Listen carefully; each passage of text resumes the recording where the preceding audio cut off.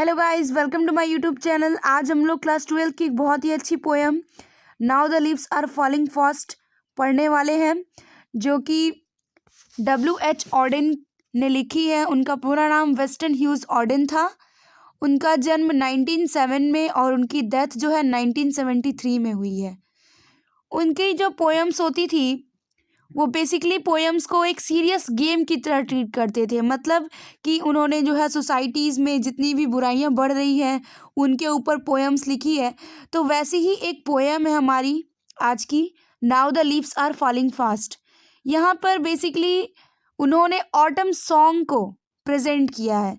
जिस तरीके से ऑटम के महीने में सारे पेड़ से पत्ते गिरते जा रहे हैं, उसी तरीके से धीरे धीरे अब हर एक इंसान अपनी मृत्यु की तरफ बढ़ रहा है। तो चलिए उसको आज हम स्टार्ट करते हैं। ये जो पोएम है ये टोटल 20 लाइंस की है और इसकी राइमिंग स्कीम AABB करके है। और इस पोएम का मेन थीम है falls of the society and death, यानी कि समाज में धीरे धीरे जो बुराइयां बढ़ रही हैं और उसके कारण जो है हर जगह हमें ऐसा लग रहा है कि कोई ना कोई क्राइम हो रहा है और इसके कारण जो है इंसान अब धीरे धीरे ख़त्म होते जा रहे हैं। तो हम पोएम स्टार्ट करते हैं। Now the leaves are falling fast. यहाँ पे कहा जा रहा है कि अब पत्ते बहुत तेज़ी से गिर रहे हैं। इसका मतलब कि अब जो है इंसान बहुत तेज़ी से मर रहे हैं। Nurses flowers will not last. सबसे पहले मैं नर्सेस फ्लावर का मतलब समझाना चाहूँगी। नर्सेस फ्लावर जो छोटे छोटे पौधे होते हैं जो कि पेड़ के आसपास उग जाते हैं। बेसिकली वो उनका काम क्या होता है, तो वो पेड़ों की मिट्टी को, उसके जड़ों को पकड़े हुए रहते हैं। उसके कारण पेड़ को सपोर्ट मिला हुआ रहता है।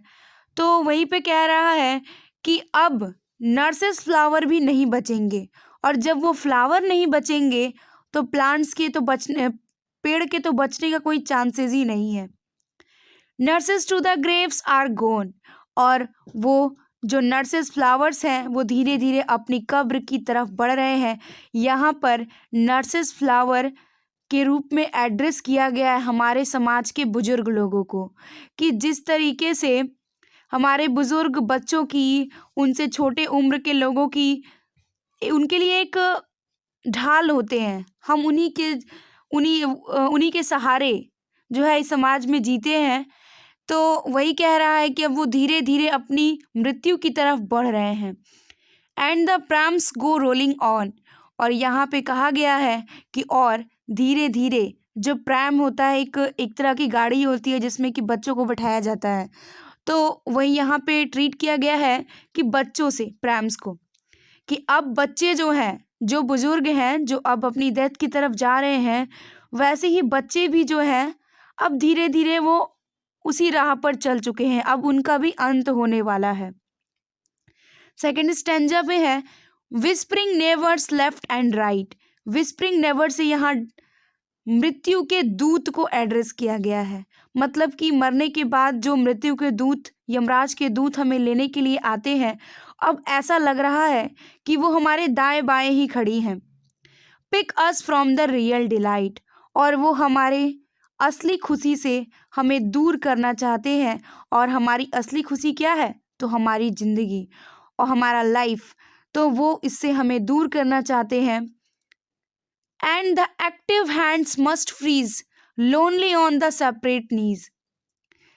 ये समझाने के लिए मैं आपको एक छोटा सा एग्जाम्पल देना चाहूँगी कि जैसे कोई व्यक्ति जब बहुत ज़्यादा थक जाता है तो वो रुक कर के एक जगह पर आराम करने लगता है, झुक के हाँफने लगता है, सांस लेने लगता है तेज़ी से।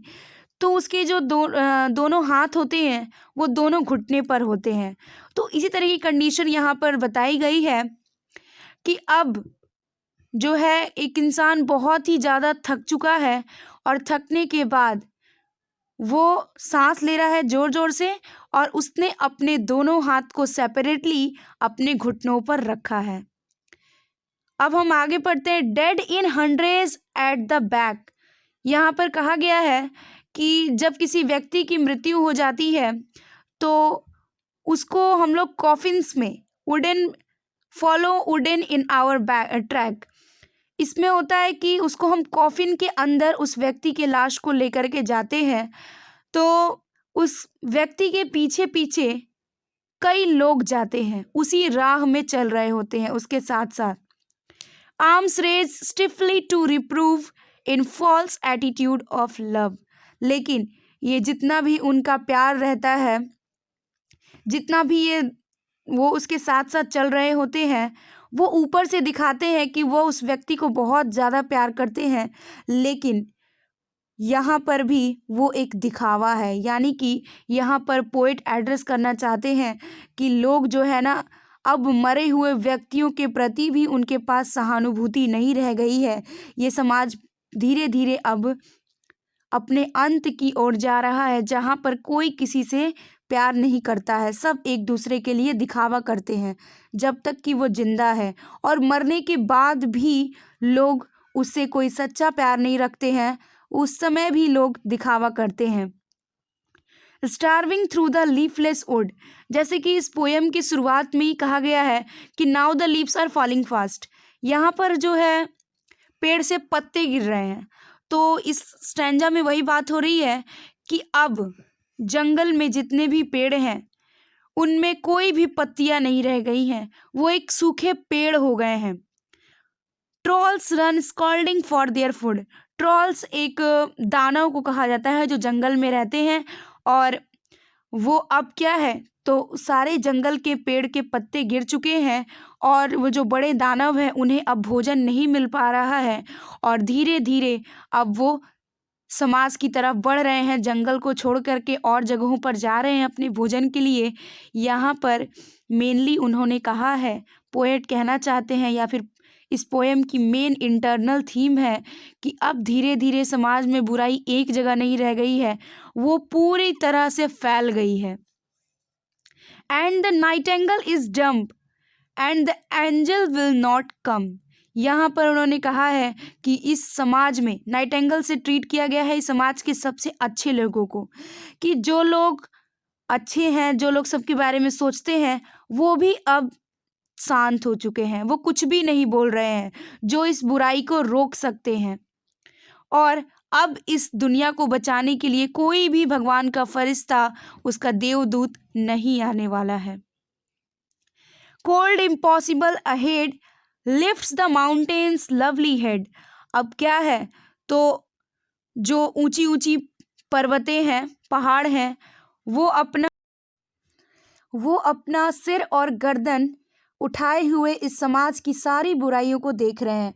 इसका मतलब है कि समाज के जितने भी बुजुर्ग लोग हैं, जो बड़े लोग हैं, वो इन सब चीज़ों को देख रहे हैं और फिर भी वो शांत हो चुके हैं, वो जम चुके हैं, वो इसको रोकने का कोई प्रयास नहीं कर रहे हैं। Whose white waterfall could bless travellers in their last distress, और इस पर्वत से जो बहने वाला झरना है, जो पानी का झरना है, वह यात्रियों को उनके अंतिम समस्या में उनकी मदद करता है, लेकिन अब वो झरना भी धीरे धीरे ख़त्म हो रहा है। मतलब कि समाज के जो लोग कभी किसी की मदद करते थे, वो भी अब किसी की मदद नहीं कर रहे हैं, अब वो भी शांत हो चुके हैं। तो इस पोएम की जो हमारी मेन थीम है वो यही है कि धीरे धीरे समाज में इतनी अधिक बुराइयां बढ़ गई हैं कि अब इस समाज का, इस दुनिया का अंत होने वाला है, जो कि पोएट ने अपनी इस पोएम में बहुत अच्छे तरीके से दिखाई है।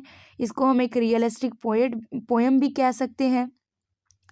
तो ऐसी ही और वीडियोस के लिए आप मेरे चैनल को सब्सक्राइब करें, और अगर आपको मेरी ये वीडियो पसंद आए तो इसे ज़्यादा लाइक करें, शेयर करें, कमेंट करें, और आप मुझे ज़रूर बताएं कि आपको मेरी ये वीडियो कैसी लगी।